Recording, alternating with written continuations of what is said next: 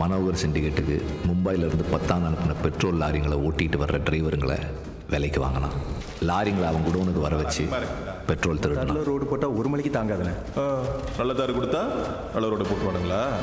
நம்ம பங்கு கொஞ்சம் எடுத்தா என்ன கெட்டு போகுது சொன்னதுக்கு.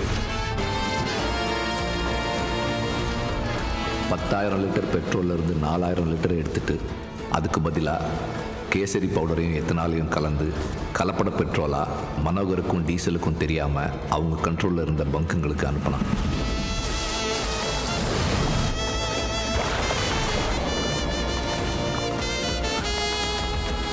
கலப்படம் செஞ்சு அளவு கணக்கை சரி செய்ய முடியாத ரூட்ல எல்லாம் பெட்ரோல் திருடுறதுக்கு இருக்கிற மற்ற எல்லா வழியையும் பயன்படுத்தினான் பாலமுருகன்.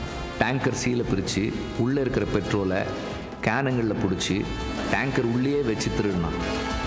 அந்த மாதிரி பெட்ரோலை பிடிச்சி வச்சிருக்கிற கேனுங்களை பன்னிக்குட்டின்னு அவங்க சொல்லுவாங்க.